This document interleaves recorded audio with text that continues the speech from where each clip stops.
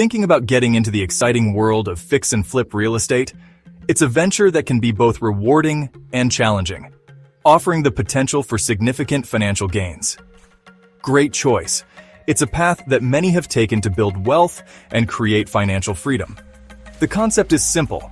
Buy a property below market value, ideally one that needs some TLC, renovate it, breathing new life into the property, and sell for a profit, turning a distressed property into a desirable home. But success isn't just about picking paint colors or choosing the right countertops. It's fundamentally about the numbers. Your profit is determined when you buy, when you negotiate the initial purchase price, not when you sell. The sale price is important, but it's the initial buy that sets the stage. Overpaying is the fastest way to lose money. It eats into your potential profit margin before you even start renovating. You must factor in, with meticulous detail, purchase price, the initial investment, renovation, the cost of materials and labor, holding and selling costs, every expense from property taxes to realtor commissions. Every dollar spent cuts directly into your profit. So, be mindful of every expense. That's why experienced investors, those who have weathered market fluctuations, use quick formulas to evaluate deals. Streamlining the decision-making process. These rules of thumb help you, as a new or seasoned investor, filter out bad investments fast, saving you time, money, and potential headaches. The most popular, the one that stood the test of time. The 65% rule, a cornerstone of successful fix and flip strategies. It's your first line of defense against a bad deal, a shield against overspending, and it can make or break your flipping career. So, let's dive into how it works and why it's so crucial. When venturing into the world of real estate investing, it's crucial to have a solid foundation. One of the most fundamental rules to remember is the 65% rule. This rule dictates that you should never pay more than 65% of the after-repair value, ARV, which is the estimated value of the property after it has been fully renovated. You also need to subtract all anticipated repair costs from that figure. ARV, or after-repair value, is essentially what the home should realistically sell for after all the planned renovations are completed. So the formula to determine your maximum purchase price is ARV multiplied by 0.65 minus all repair costs. This built-in buffer generously covers your potential profit margin, as well as any holding and eventual selling costs associated with the property. Ultimately, it's about protecting you from unexpected surprises and unforeseen expenses. It's a disciplined, numbers-first approach to investing that keeps emotions out of the equation, ensuring rational decision-making. The rule itself is simple and quick to apply.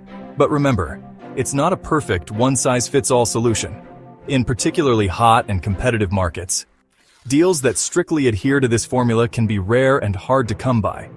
Furthermore, its effectiveness relies heavily on an accurate ARV and precise repair estimates. Still, it's undeniably a powerful tool, especially for new investors, helping them avoid potentially costly mistakes early on in their real estate journey. Let's see the 65% rule in action. You find a duplex needing a full renovation. After researching comparable sales, you estimate the ARV at $500,000.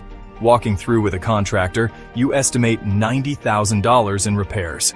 Plugging into the formula, $500,000 x 0.65 equal sine $325,000. Subtract $90,000 in repairs, and your max offer is $235,000. If the seller wants $280,000, you know to negotiate or walk away.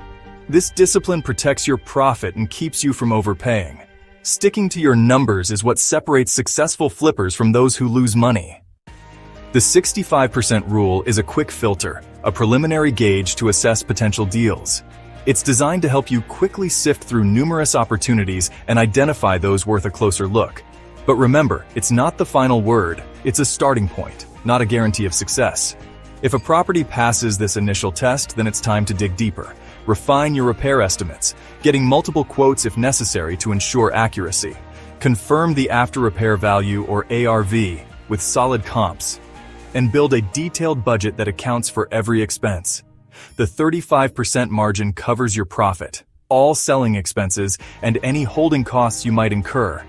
As you gain experience and a deeper understanding of your local market, you might adjust the rule to better reflect current conditions.